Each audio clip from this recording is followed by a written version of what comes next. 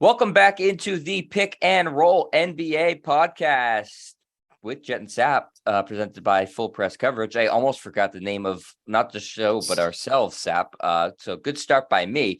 But you know what's funny, Sap, is last week when we did the show, we ended by saying, oh, yeah, quick aside, rumors about the Celtics and Carmelo Anthony. No way, that's not going to happen. That seems stupid. Well, since that time, Sap, we've gotten new information.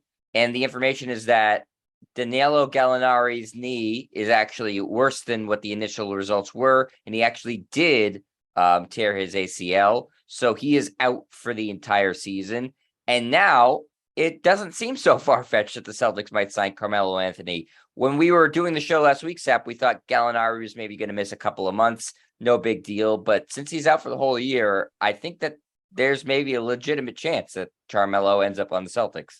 Yeah, there is a real chance, Jet. And again, I'm always wrong. So I was wrong a week ago. But we were just going by reports that Gallinari would be out a month or two. He'd be back in November, December. And at that point, I was like, just let Sam Hauser get some minutes, stretch out Grant Williams a little bit, and go from there. And then you'd have Gallinari back by the holidays. Well, that's not going to happen. So now you need to replace Gallinari. And you look at the Celtics starting five. You have Marcus Smart, Jaylen Brown in the backcourt, Jason Tatum, Robert Williams III, and Al Horford up front. So now your bench is Brogdon, Derek White as your sixth and seventh guys, Grant Williams is your eighth guy, and Peyton Pritchard is your 10th guy. So now you need a ninth guy, which is what I thought Gallinari was going to be.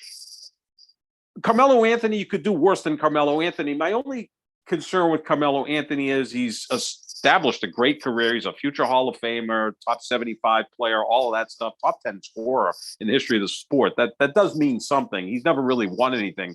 Amazingly, he's played in 16 playoff series. He's 3-13 in those 16 playoff series. So he has not done anything in the postseason. And for the most part, he's played on teams that were playing better teams.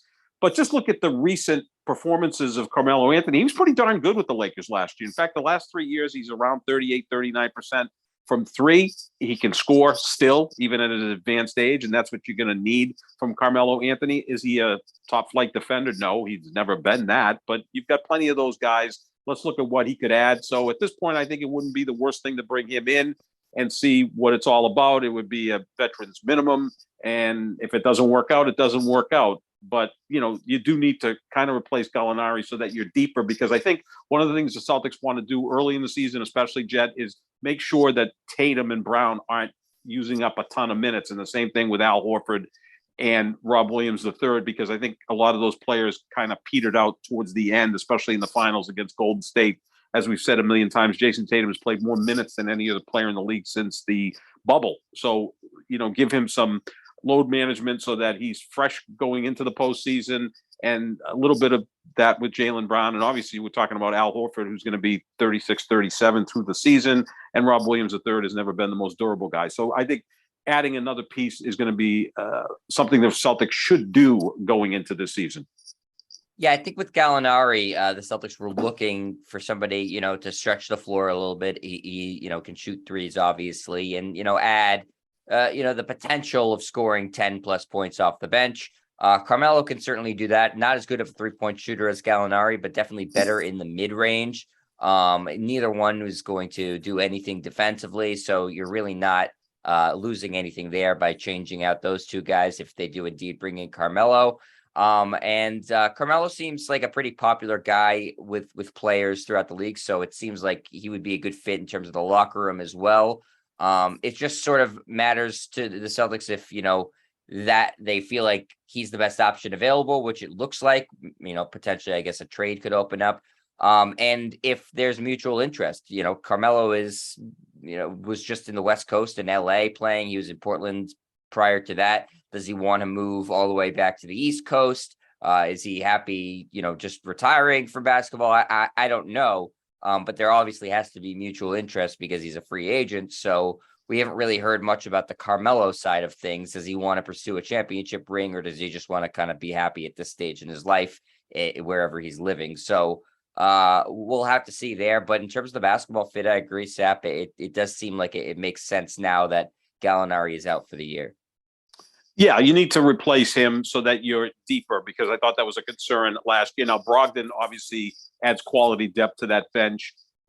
We know what Derek White can do. Grant Williams fits in nicely there, but one more piece would be good. Again, for the entirety of the season, so that you're able to manage Jason Tatum's minutes, Jaylen Brown's minutes. And again, you've got two bigs who one is going to be 36, 37 throughout the season, and Al Horford and Rob Williams III has never been durable. I also think that they should look at maybe adding a big as well. I mean, the name of, names have been thrown out there. Dwight Howard has been thrown out there. I mean, Dwight Howard and Carmelo Anthony on the same roster could be for some comic relief going forward. But, Howard did win a championship in the bubble with the Lakers. I think he can still play, but, can you fit that much personality into the locker room, especially when you still got some young players who are impressionable in Jason Tatum, Jaylen Brown, and so forth. But, I think they could also use one more big to take some pressure off of Rob Williams III and Al Horford as well.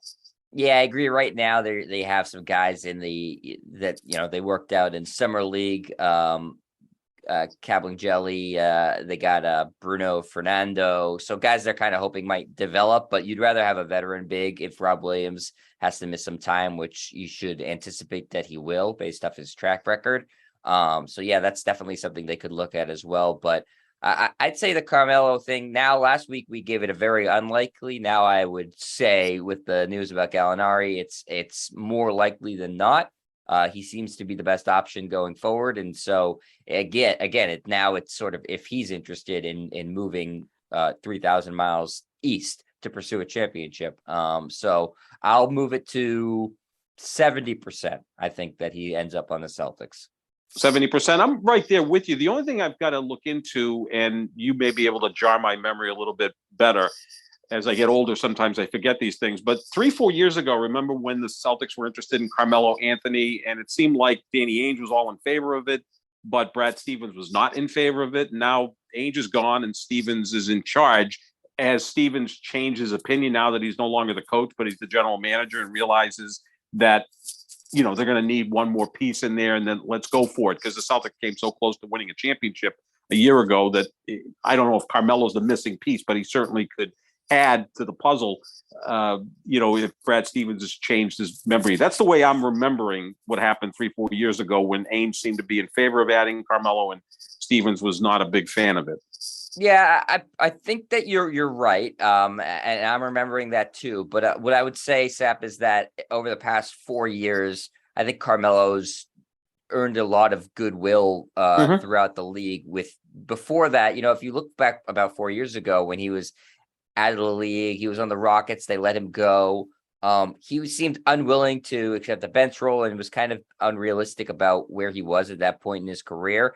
And I think what he managed to do in Portland and then last year in LA changed a lot of people's minds on Carmelo in the league. And so I would say that now you wouldn't be worried about him coming in and demanding X amount of minutes and stuff like that, because he's proven that he's be willing to come off the bench and be effective doing that. He certainly was not the problem in LA last year, Sap. No. So I think that I could see Brad Stevens' opinion having changed in this period of time based off of Carmelo. I think has changed in that period of time, because I think he became more accepting of where he was as a player and what he could do to be effective. That's a great point, because 3-4 years ago, remember when someone asked Carmelo Anthony, would you come off the bench? And he says, me, come off the bench. He kind of snickered at it. And at this point, right, we saw what he did with Portland and also with the Lakers. He was actually a pleasant surprise for the Lakers. He's not the reason they went 33-49 last year. It was LeBron James missing 30 games and Anthony Davis missing close to 30 games and Russell Westbrook that's not fitting in and the whole team not playing defense. Those are the reasons that the Lakers didn't even qualify for the play-in tournament, let alone the playoffs.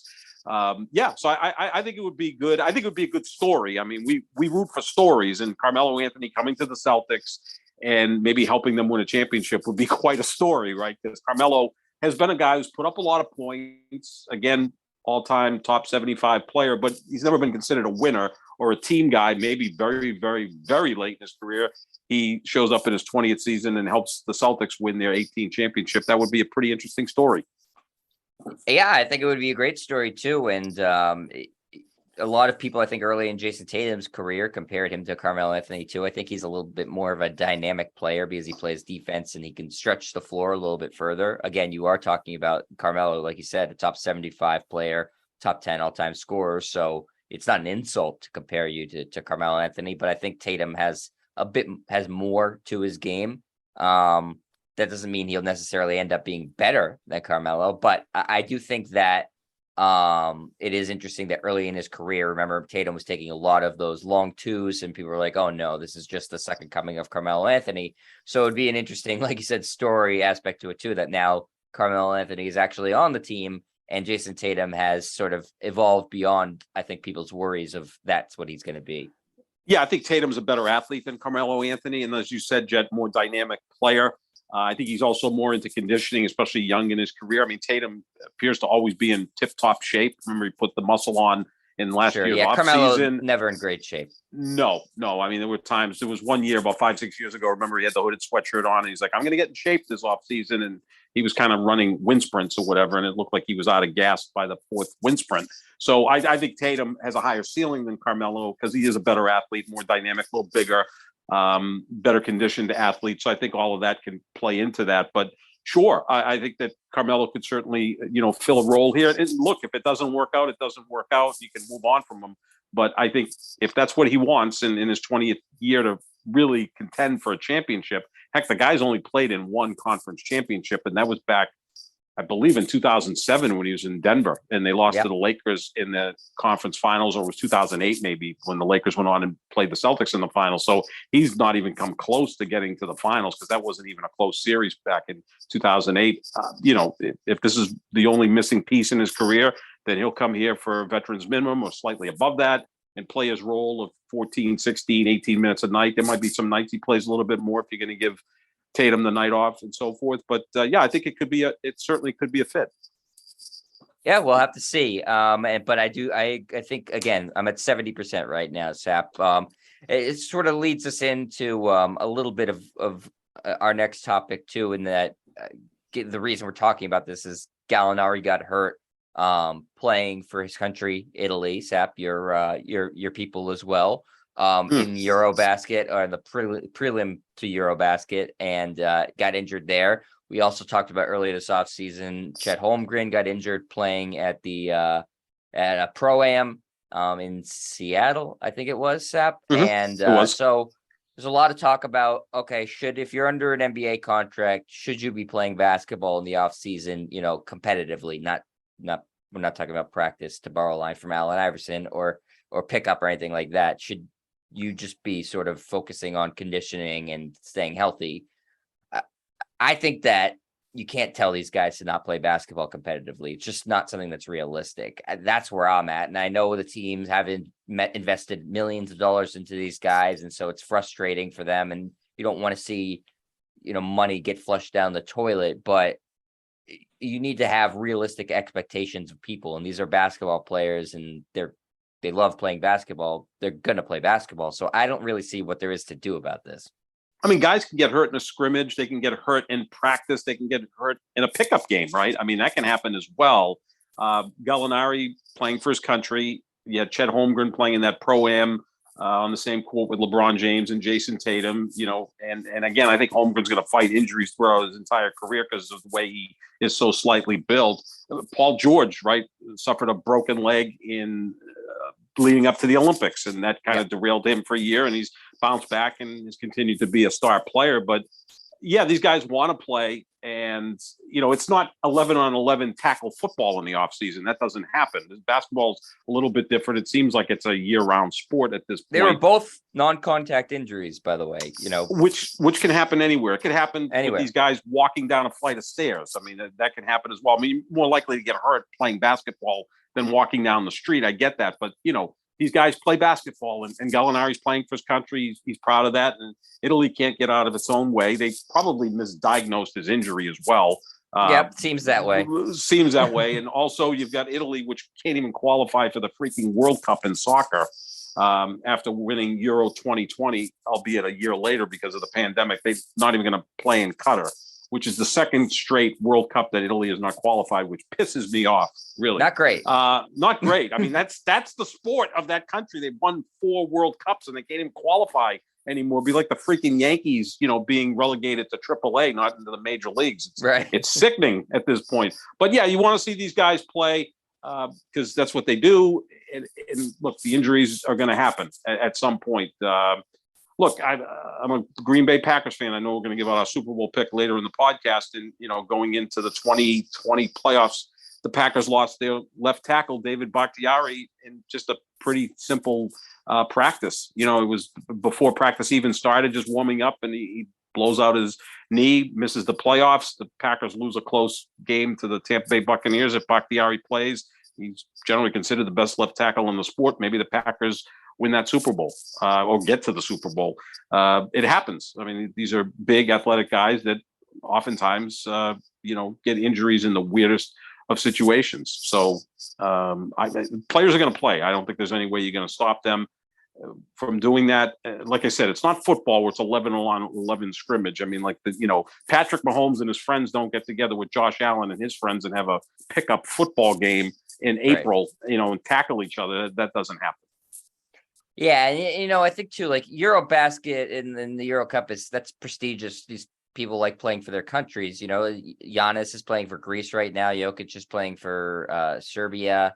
All the European players are pretty much playing in this because it's a prestigious tournament and they want to win for their country. So right, you don't want to tell them no. If you're an NBA team, that creates animosity too. You want to have a good relationship with your players.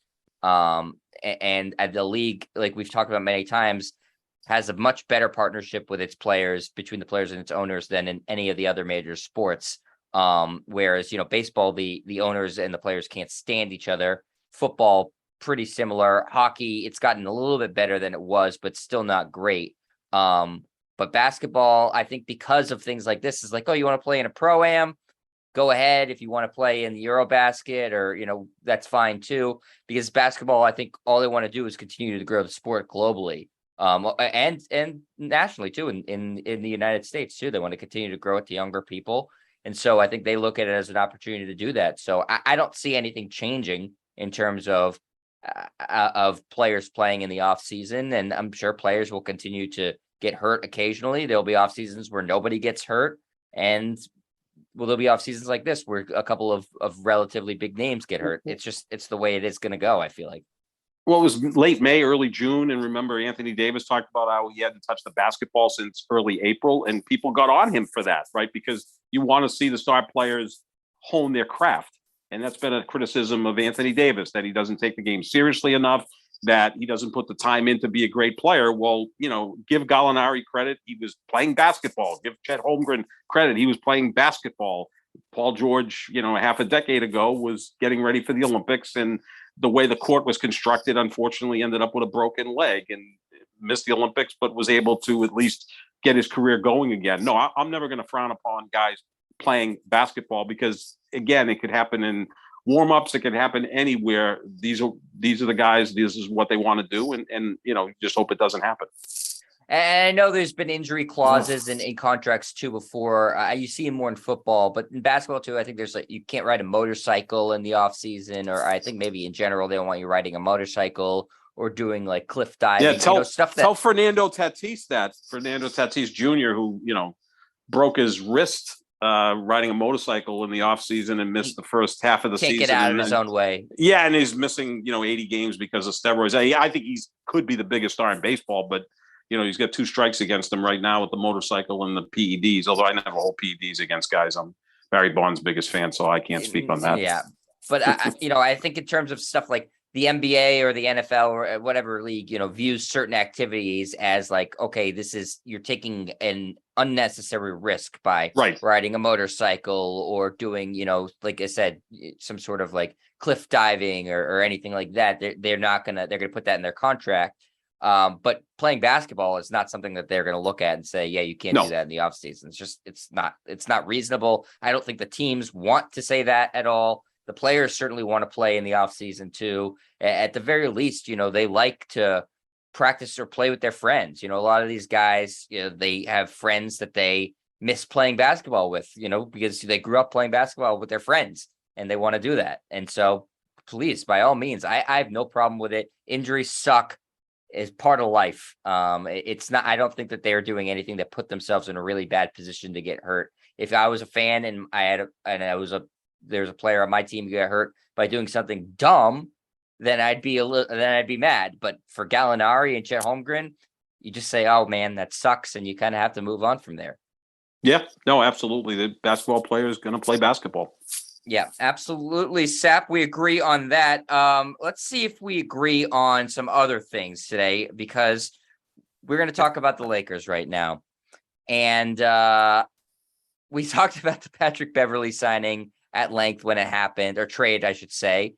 And now he's starting to get into the Lakers facility. He's wearing the Lakers gold and purple, Sap, talking about, exciting to be in the Lakers. But he had a very funny or interesting quote, I should say, the other day. They asked him in the media scrum, what's it going to be like to play with LeBron and Anthony Davis? And he said, and he was not kidding, they are playing with me. I made the playoffs last year. That's how it works. It was not a joke. He was dead serious. Not the greatest start, I think, for the Patrick Beverly era, Sap. Oh, this is going to work out splendidly. I can just see it right now. Although I believe Russell Westbrook showed up at his introductory press conference, right? And they kind of had a half-hearted hug, and we know they can't totally stand each other. Yeah, totally real. I'm sure that, the Lakers said, just give the guy a hug. We're paying you $47 million this year. We'd like to unload you, but we can't at this present time. So do us a solid and give Patrick Beverly a hug. We know they're not exactly best friends. This is what Patrick Beverly does, right? And maybe he'll rattle the cages of the Lakers and wake LeBron and Anthony Davis up. I don't know how the hell you wake Anthony Davis up, other than maybe putting, ammonia caps under his nose the way Brady used to do it before games, especially the night games. This is Patrick Beverly.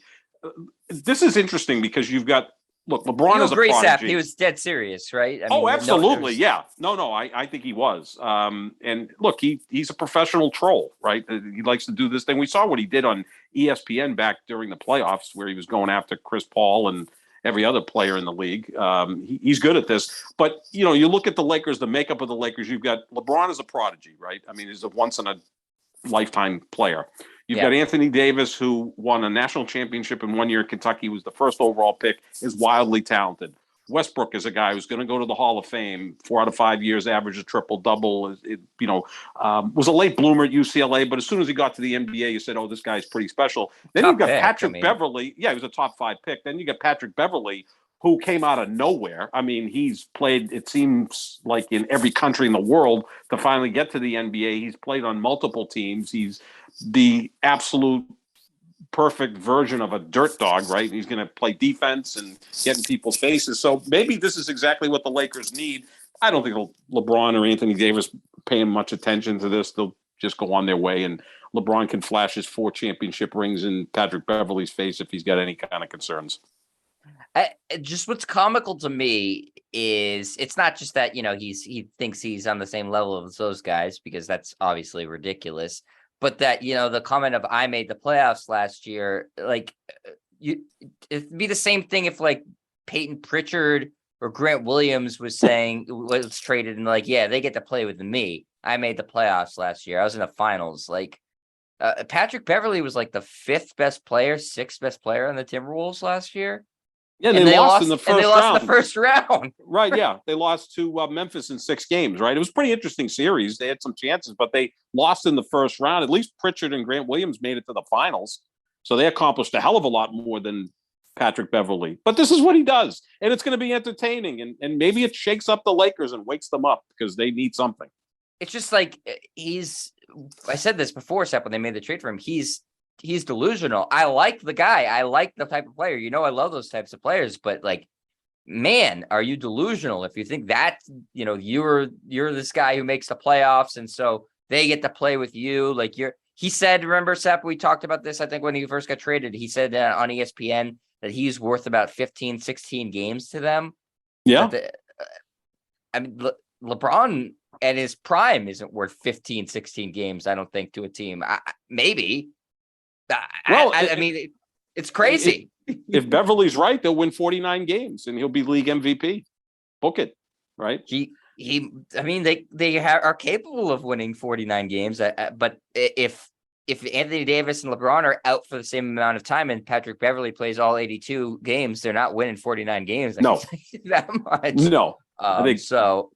LeBron He and might Anthony take Davis. credit if those guys are healthy and they win 49 games and say, I'm the reason we did it. But I mean, I think realistically, everybody else knows that's not true. No, LeBron and Anthony Davis will determine how many games this team wins or whatever other moves they make. And if Russell Westbrook decides in his, 14th or 15th year to blend in, which I don't think that's going to happen either. It's going to be interesting to see what the Lakers accomplish this year. Again, if LeBron and Anthony Davis are healthy, I think they'll make the playoffs, but how far they go, who the hell knows? Because they've got a lot of question marks. Is this the team, Sap? Are they done?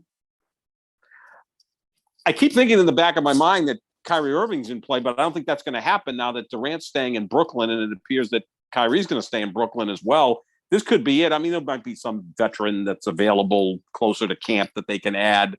We keep hearing about Buddy Hield as a potential trade chip from Indiana. I think that would be a nice piece because they need some perimeter shooting, but nothing that's going to be earth-breaking or groundbreaking or earth-shattering. I guess I kind of combine the two, but that's fine. Yeah, I've put together my own language at some point, but I think they're going to add something, but not enough to maybe make them the favorites out west because you still got Golden State's the defending champs. The Clippers seem to be everybody's hot pick because you expect Kawhi to be back, and he's kind of like an Olympian. It seems like every 4 years Kawhi ends up in the finals and looks like a great player and then takes a couple of years off, and it's his turn to be back in contention. But I would expect the Lakers could still at least make the playoffs this year if LeBron and Anthony Davis play 65, 68 games. I think they're both good enough to get them there. Sap, I wanted to devote a little bit more time to this, like the general managers league executive poll, because we're running out of a little bit of time here. So sure. I kind of want to just pivot to, we know that today is the opening day of the NFL. And so, yes, we're doing a basketball podcast, but we're still football fans on this show. In fact, John Sapichetti has it's just been tweeting out about his predictions for Aaron Rodgers and his beloved Aaron Rodgers and the Packers. Yes. Every day now. So I guess, Sap, what we need to do is put our money where our mouth is, and on day one, predict the Super Bowl. So I will. Yeah. I know what you did because I read your Twitter, but let's see. You can tell everybody else. Okay, so my 7 playoff teams in the NFC are Packers, Rams, Buccaneers, Eagles, Vikings, 49ers, and Saints. And ultimately, I've got the Packers beating the Buccaneers in the NFC Championship game. I just figure if I keep picking the Packers to go to the Super Bowl one of these years, they actually will go to the Super Bowl. They haven't been there in 12 years.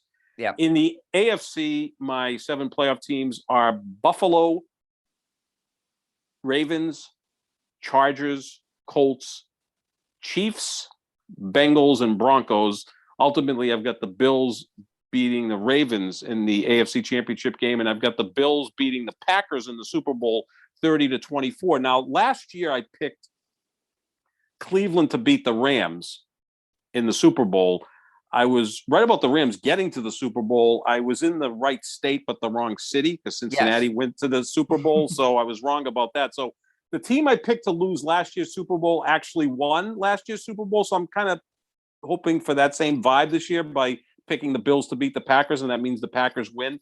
Look, the thing is, everyone and their mother is picking the Bills to win the Super Bowl. They were 11-6 last year, lost in the divisional round, heartbreaking loss to the Chiefs, right? But I think I remember after last year's Super Bowl, what I oftentimes like to do is after the Super Bowl, pick next year's Super Bowl, just kind of a fun experiment. And at the time, I think I said Bills 49ers, but the 49ers quarterback situation is just too muddled right now to pick them. So I picked the Bills to win Super Bowl 57 like 8 months ago. So, everybody's just following me at this point. But I think the Bills are going to be tough to beat. I am. And I think Josh Allen's going to win the MVP. He'd be the first player to win the regular season MVP and win a Super Bowl in the same year since Kurt Warner in 1999. It just doesn't happen. We've seen guys win MVPs and then not able to win the Super Bowl in the same year. Brady, it happened 3 times and Rodgers 4. So I think that's what can certainly happen. I'm not high on the Patriots. I think they're going to go 7-10. I think their, talent level is not all that great. And again, just to let people know that Bill Belichick, when he doesn't have Tom Brady as his quarterback, is 71-79, which is essentially the same record as Rex Ryan without Tom Brady. So It's not nice. Not nice at all. And Tom Brady, last time I checked, is in Tampa Bay. He is in Tampa Bay. I think that's very original of you to pick the Bills, Sep. I really like that. Like, at least you have the credit. You did pick them, like you said, right after the Super Bowl. According to you, I can't confirm or deny that that's exactly well. You could go back happened. on my Twitter timeline all the way back to like February 14th of last year if you want to do that. I'm sure there's a shortcut to go there, and you'll see that I picked the Bills over the 49ers for Super Bowl 57 back in February of earlier this year. Let's see, Sap. I think I'm just gonna give my Super Bowl pick. I don't know if I'm gonna give all my playoff teams. I think the Patriots will be better than you do, though. I have the inverse of what record you have. I have them 9-7, so okay, not bad. Well, they're playing 17 games, so 9-8 or 10-7. Okay, 10-7. There you go, just like last year. Just like last year. Okay, I have the Chiefs and Buccaneers, and I have the Chiefs winning the Super Bowl. Okay, that seems like a good pick. I mean, that's a pretty popular one. You can't go wrong with that. Rematch of the Super Bowl the year before. When a team has everything, like the Bills, like everybody's picking the Bills, like you said, that's a lot of pressure for a team that's never had to deal with pressure or in a lot of people's lifetimes now. Yep. They had Super Bowl pressure, in the early 90s. With Jim Kelly, but there's a lot of pressure now with social media. There's even more pressure, and also I don't know that if they can handle that. I could see them falling a little bit short of expectations. Talent wise, I do agree. I think they're the most talented team in the league. They added this offseason too. They got Von Miller, so they should be on paper better. I just still think Patrick Mahomes, to me, is the best quarterback in the league. I believe in his talent level, even though they lost Tyreek Hill.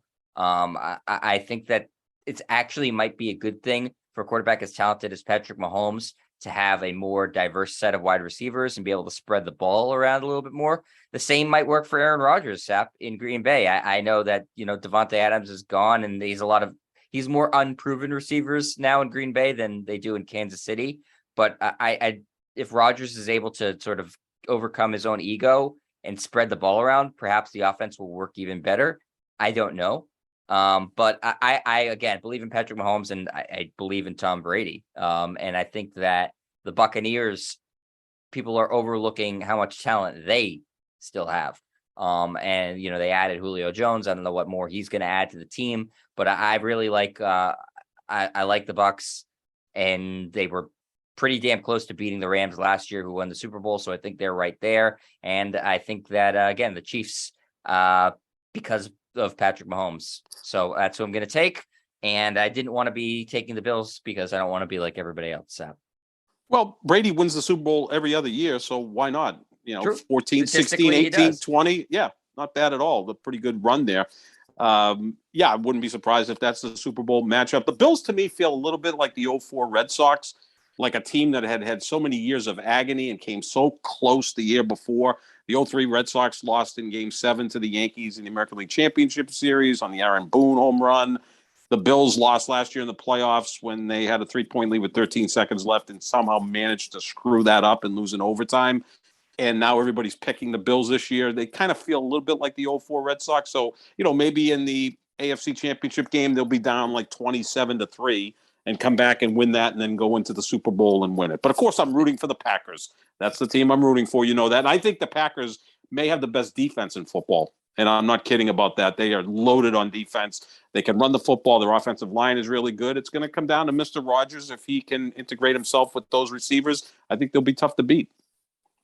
And if he can, stay out of his own way and not say he's inoculated. And, I saw the interview he did with Joe Rogan, his new best friend. Yes. He said a lot of, him and Kyrie Irving, it's like if you could just put a bag over their heads, they would be like listening to the exact same person. And Kurt Schilling too. Put Kurt Schilling in with them. The three of them would be quite interesting. I'd listen to that show, actually. It would be awful to listen to, but I'd still listen to it. I am curious too with the Bills, Sap. The last thing I want to say about them is what Brian Daboll is worth to them in terms of that he developed Josh Allen in this, this offensive system that was, maybe the best in football last year. Mhm. Now he's the head coach of the Giants. Is the offense going to change much? Is Josh Allen, who is supremely talented, but sometimes prone to making dumb plays, is he going to be affected? I don't know. We'll have to see. It could I've be. never bought into Josh Allen. I so far have looked very stupid for never having bought into Josh Allen, but maybe I will be redeemed this year if the loss of Brian Daboll as their offensive coordinator has impacts them to the point where they're not competing for a Super Bowl.